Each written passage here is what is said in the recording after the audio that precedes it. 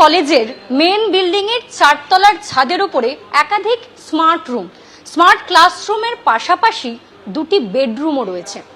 দেখলে বিস্ময় হয় কারা থাকতেন এই ঘরগুলিতে। দেখা যাচ্ছে বিলাসবহুল আতিশয্যে সাজানো এই ঘর।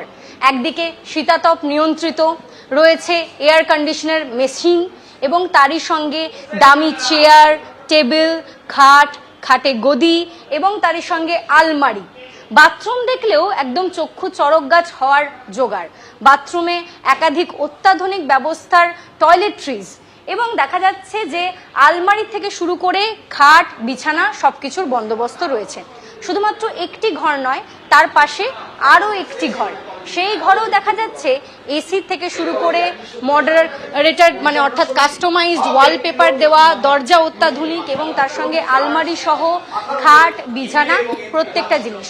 এখানকার যারা স্থানীয় তারা অভিযোগ করছিলেন যে পরিচালনা সমিতির যিনি রয়েছেন দেবাশিস বন্দ্যোপাধ্যায়, তারই মূলত এই ঘরগুলি। তারপরে অভিযোগের ভিত্তিতে কলেজ কর্তৃপক্ষের উপরে চাপ সৃষ্টি করলে তারা যখন এই ঘরগুলো খুলে দিলেন তখন দেখা যাচ্ছে সত্যি দুটি বেডরুম এই স্মার্ট ক্লাসরুমের পাশাপাশি রয়েছে।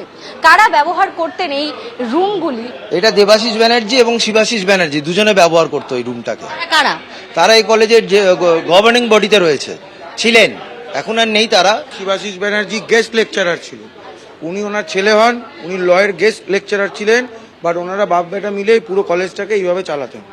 ছাদের উপরে বেডরুম বানিয়েছে। হ্যাঁ, ছাদের উপর দুটো বেডরুম বানিয়েছে, নিজেদের কাজে ইউজ হতো।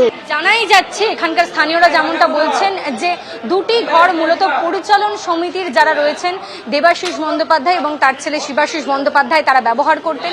পরিচালন সমিতির যে কি দাপট কলেজগুলিতে তা জানাচ্ছেন স্থানীয়রা এবং অভিযোগও করছেন যে এই দুটি ঘর নতুন তৈরি করা হয়েছে, নিচে আরও দুটি ঘর ঠিক এভাবেই ব্যবহার করা হতো। পরবর্তীতে নিজেদের আরামের জন্য আরও দুটি নতুন ঘর তারা তৈরি করেন। কলেজকে ঠিক কিভাবে ব্যবহার করা হয়েছে সেটাই তারা বারংবার তুলে ধরছেন, তাদের কথায় পরতে পরতে উঠে আসছে এবং তার প্রমাণও মিলছে। যাদের বিরুদ্ধে অভিযোগ উঠছে এই দেবাশিস বন্দ্যোপাধ্যায়, শিবাশিস বন্দ্যোপাধ্যায়, কারা এরা? পরিচালন সমিতির সরকার মনোনীত সদস্য তৃণমূল নেতা দেবাশিস বন্দ্যোপাধ্যায়, তৃণমূল নেতার ছেলে শিবাশিস বন্দ্যোপাধ্যায়, সুরেন্দ্রনাথ ল কলেজের গেস্ট লেকচারার, সুরেন্দ্রনাথ ল কলেজের টিএমসিপির প্রাক্তন জিএস শিবাশিস বন্দ্যোপাধ্যায়। কলেজের যে টেরেস ফ্যাসিলিটি তার উদ্বোধন হয়েছিল সুদীপ বন্দ্যোপাধ্যায়, নয়না বন্দ্যোপাধ্যায়ের উপস্থিতিতে।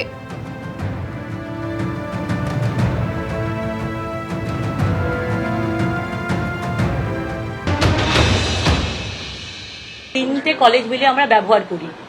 সুরেন্দ্রনাথ ল কলেজ মর্নিংটায় ব্যবহার করে, সুরেন্দ্রনাথ কলেজ দিনের বেলা ব্যবহার হয় এবং সুরেন্দ্রনাথ ইভিনিং কলেজ বিকেলবেলা ব্যবহার হয়।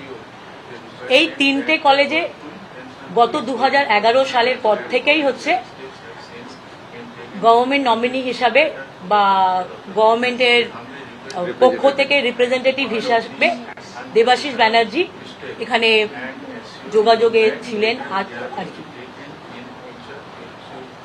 ইলেকশনের পর থেকে ওনার সাথে উনি আসেননি কলেজে, ওনার সাথে কোনো যোগাযোগ নেই। আজকের যে ঘটনাটা ঘটেছে সেটা আমি অবশ্যই ছিলাম না, আমি হচ্ছে 6টা সাড়ে 6টার পরে টিভি মিডিয়াতে দেখার পরে কলেজে এসেছি। তো এই 4টে কলেজের মধ্যে আমাদের বিভিন্ন ঘর ভাগ করা আছে, যেটা আমরা কমন মানে ইন্ডিভিজুয়ালি ব্যবহার করি। ক্লাসরুম আমরা সবাই ব্যবহার করি। তো সেটা আমাদের কমন আন্ডারস্ট্যান্ডিংয়ে, যেহেতু একটা বিল্ডিংয়ে 4খানা কলেজ চলছে, অ্যাডমিনিস্ট্রেটিভ পারপাসে, অফিসিয়াল পারপাসে বা ছাত্র সংসদের যারা এখন তো ছাত্র সংসদ দীর্ঘদিন ধরে নেই, তো ব্যবহার করা হয়। তো এই রুমগুলো নিয়ে আজকে ঘটনা ঘটেছে। ঘটনা জানার পরে আমাদের ইভিনিং কলেজের প্রিন্সিপাল এবং সুরেন্দ্রনাথ কলেজের প্রিন্সিপাল স্যার গিয়েছিলেন। ডাকার পরে হচ্ছে দেখা গেছে, সেটা নিয়ে আমরা প্রত্যেকে এফআইআর করেছি এবং আমরা চাইছি এবং আমাদের প্রত্যেকেই হচ্ছে আমাদের যেটা হচ্ছে কি আমাদের চিফ মিনিস্টারের কাছে আমাদের আবেদন কে গোটা ব্যাপারটা নিয়ে ইনভেস্টিগেশন করা হোক, ইনভেস্টিগেশন করে আইডেন্টিফাই করা হোক কি কিভাবে জিনিস ওখানে গেছে, কারা রেখেছে, কি হয়েছে। কলেজের মধ্যে বেডরুমের কি প্রয়োজন, এই প্রশ্ন যেমন একদিকে উঠতে শুরু করেছে, তেমনি এই প্রশ্ন উঠতে শুরু করেছে যে এই কারি কারি টাকা এলো কোথা থেকে, যে টাকা উইপোকা ধরে গিয়েছে, এই বিপুল পরিমাণ 100 এবং 500 টাকার নোট পাওয়া গিয়েছে দুটি ট্রলিতে, এই টাকা কে বা করা এই সুরেন্দ্রনাথ কলেজে নিয়ে এসে রাখতো, এই প্রশ্নও কিন্তু ইতিমধ্যে উঠতে শুরু করেছে।